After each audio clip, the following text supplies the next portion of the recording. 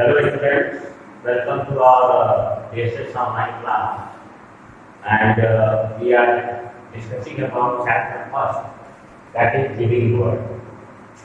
So in this chapter I explained the characteristic feature of living things. Means we have studied the differentiation between living and non-living things.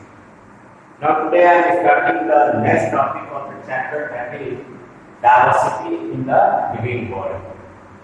Students, when you look around your surrounding, जब आप अपने surrounding में देखते हैं तो आपको variety of different types के plants, different types के एनिमल्स दिखाई देते हैं जो हम लोग के साथ एक कम्युनिटी में रहते हैं।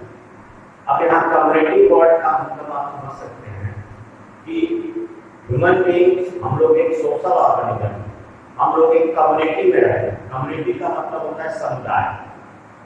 और कम्युनिटी में कैसे रहते हैं? तो यहाँ पे different group of people on the basis of religion, some are Hindu, some are Muslim, some are Sikh, some are Christian, some are Parsis. So like this, when different group of people live together, we call it community.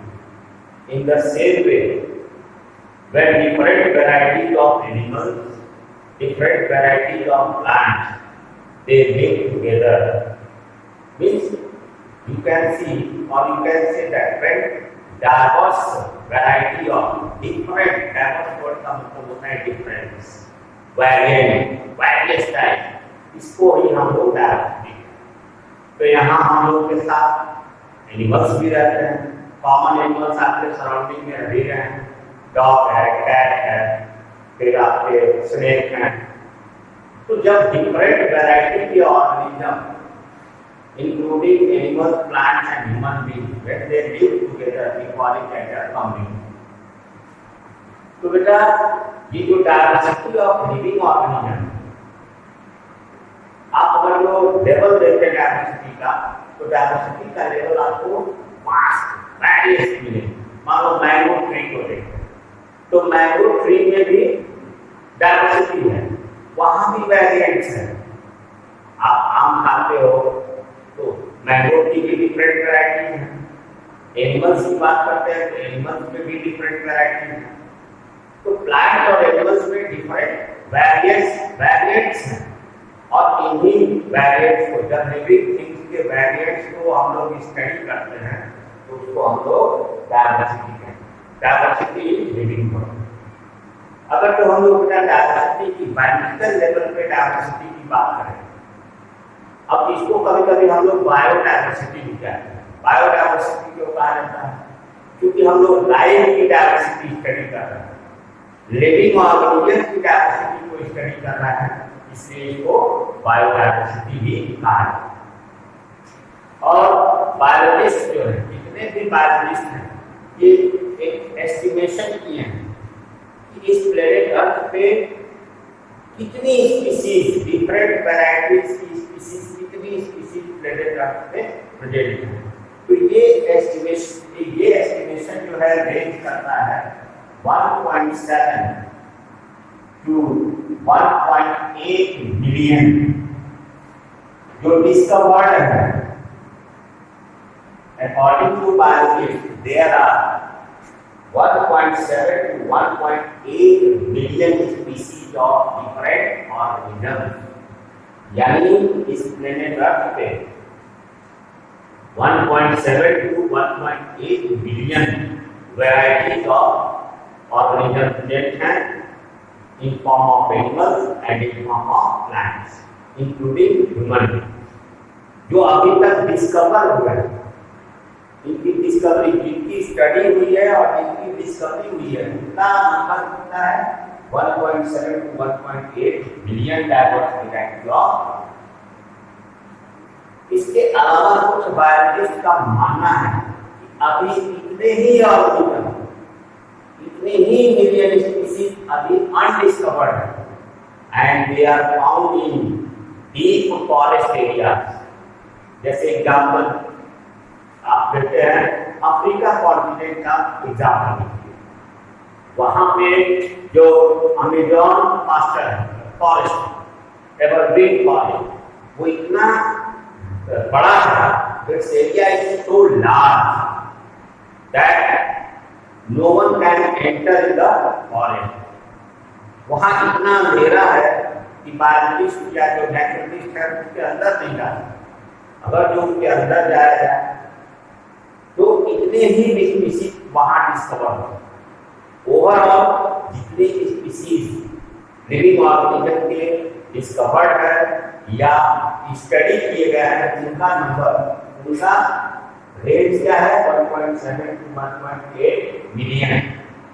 अब बेटा एक बात आती है कि अगर हम लोग 1.7 मिलियन या 1.8 मिलियन लिविंग ऑर्गेनिज्म को इंडिविजुअली स्टडी करना चाहें तो वो पॉसिबल नहीं। क्यों? क्योंकि जो स्पीसीज का जो नंबर है वो लार्ज है, वेरी लार्ज।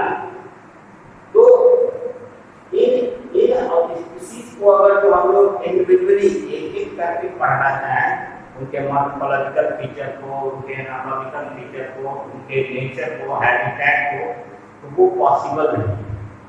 क्यों? क्योंकि अगर जो एक दिन में हम लोग एक ऑर्गेनिज्म की डिटेल स्टडी करते हैं तो इतने ऑर्गेनिज्म को स्टडी करने में कितना समय लग जाएगा? तो लग जाएगा 1.7 to 1.8 मिलियन डेज। अब इन डेज को वीक में डिवाइड करो, मंथ में डिवाइड करो, ईयर में डिवाइड करो, तो क्या होगा? सेवरल ईयर्स लग जाएंगे। तो इसके लिए क्या किया गया? बायोलॉजी के फील्ड में, in field of biology a new branch of biology was created. एक बायोलॉजी के नए ब्रांच को क्रिएट किया गया और उस ब्रांच को नाम दिया गया systematics and taxonomy. A new branch of biology was created that is called systematics and taxonomy. इस ब्रांच को क्या नाम दिया गया? यानी in diverse variety of organism को स्टडी करने के लिए, उनकी स्टडी को सिंपल बनाने के लिए बायोलॉजी के फील्ड में एक नया ब्रांच क्रिएट किया गया और उसका नाम रखा गया सिस्टमैटिक्स एंड टैक्सोनॉमी। क्यों? क्योंकि इतने डाइवर्स वैरायटी ऑफ ऑर्गेनिज्म को स्टडी करने के लिए ह्यूज टाइम चाहिए, it required large period of time. तो बायोलॉजिस्ट ने ये सिस्टम तैयार किया कि हम लोग एक ऐसा सिस्टम डेवलप करें जिस सिस्टम के according in diverse variety of organism की स्टडी जो है इजी और कन्वीनियंट हो जाए, ताकि जब हम लोग ऑर्गेनिज्म के फीचर्स को स्टडी करें तो इनके फीचर्स को हम लोग आसानी से स्टडी कर सकें। अब हम लोग डिफाइन करेंगे सिस्टमैटिक्स एंड टैक्सोनॉमी। तो सिस्टमैटिक्स को क्या कहा जाता है? It is a branch of biology. ध्यान से सुनिएगा definition systematics. It is a branch of biology which deals with identification of organism and interrelationship between the organism। यानी सिस्टमैटिक्स जो है वो ब्रांच ऑफ बायोलॉजी है जिसमें हम लोग लिविंग ऑर्गेनिज्म को आइडेंटिफाई करते हैं और जितने भी ऑर्गेनिज्म आइडेंटिफाई होते हैं उनके बीच के इंटर रिलेशनशिप को जब हम लोग इकट्ठे स्टडी करते हैं, what is the interrelationship among the organism, among the living organism, then that branch of biology is known as systematics. यानी the branch of biology which deals with the study of identification means पहचान।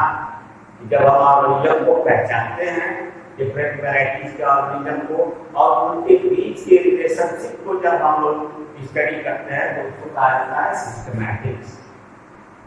अब मान लीजिए कि जब organism का identification हो जाएगा, यानी उसकी पहचान हो जाएगी, तब बात आती है कि उनको एक नाम दिया जाए, उनको एक पहचान दी जाए, ताकि जब उनकी बात हो तो वर्ल्ड वाइड सभी लोग ये समझ सके कि एक पर्टिकुलर ऑर्गेनिज्म की बात है।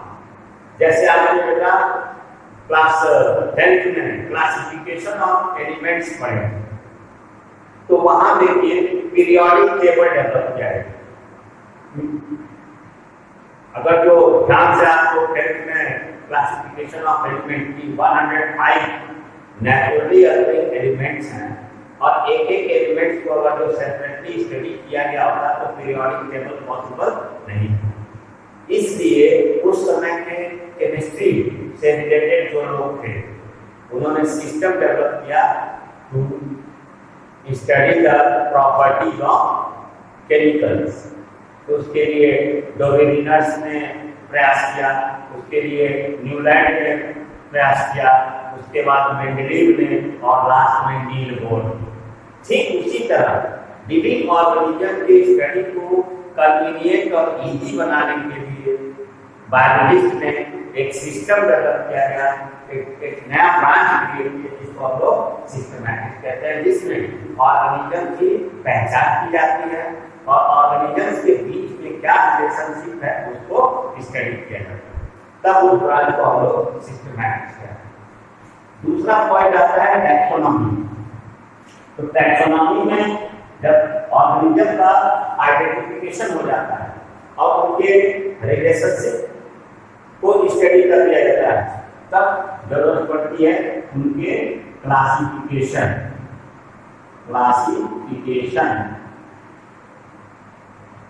and nomenclature।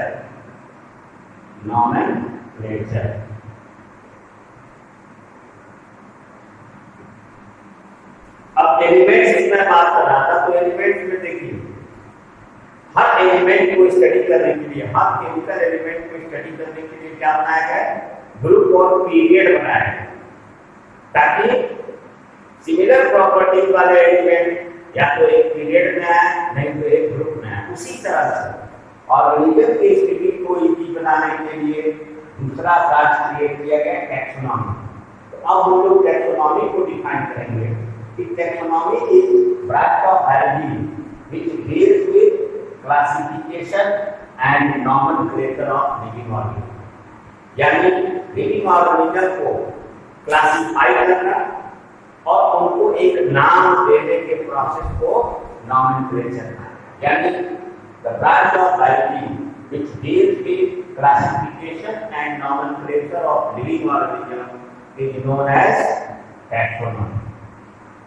अब अगर जो हम लोग को ऑर्गेनिज्म आइडेंटिफाई कर देते हैं ऑर्गेनिज्म, मान लीजिए हमने दो ऑर्गेनिज्म को आइडेंटिफाई किया, दो नए स्पीशीज को आइडेंटिफाई किया, तो इसको कैसे हम लोग क्लासिफाई करेंगे? तो क्लासिफिकेशन का बेसिक यूनिट होता है कैरेक्टर्स।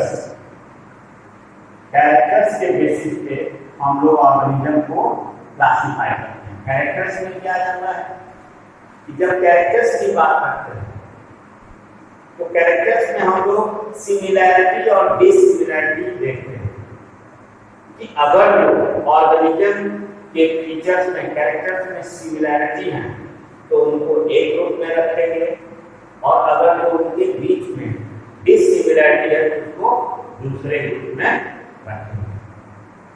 तो क्लासिफिकेशन को यहाँ डिफाइन किया जाता है कि classification is a process of grouping organism in one group और the other on the basis of similarities and dissimilarities in their character. यानी क्लासिफिकेशन क्या हो गया कि इट इज अ प्रोसेस और मेथड ऑफ ग्रुपिंग ऑर्गेनिज्म को group किया जाता है इन वन ग्रुप और the other on the basis of similarities and dissimilarities in their characters. तो इसको क्लासिफिकेशन कहते हैं। और जब क्लासिफिकेशन का वर्क पूरा होता है तब हम लोग नॉमेनक्लेचर में आते हैं। नॉमेनक्लेचर का क्या मतलब होता है कि जब क्लासिफिकेशन कर दिया जाता है ऑर्गेनिज्म का तो उनको एक नाम दिया जाता है और उस मेथड को, the method of giving name to the identified organism is known as nomenclature. तो सबसे पहले हम लोग सिस्टमैटिक्स और टैक्सोनॉमी के डेफिनेशन को, इसके मेथड को हम लोग समझते हैं। हम आते हैं इसमें कि टैक्सोनॉमी की जब हम लोग बात करते हैं तो टैक्सोनॉमी में बहुत से बायोलॉजिस्ट का क्या है योगदान। सेवरल बायोलॉजिस्ट इसमें इन्वॉल्व है, जैसे एरिस्टोटल हैं, थियोफ्रास्टस हैं, कार्पस लिनियस हैं, बेंथम एंड हूपर है। तो अभी इन लोगों के डिटेल्स हम लोग बारी से पढ़े हैं। तो आप अब ये समझ लीजिए आपका मेन चैप्टर अब शुरू हो गया है और इसमें हम लोग सिस्टमैटिक्स, टैक्सोनॉमी, क्लासिफिकेशन और नॉमेनक्लेचर को बारी से डिटेल में पढ़ेंगे next lecture. Okay, thank you.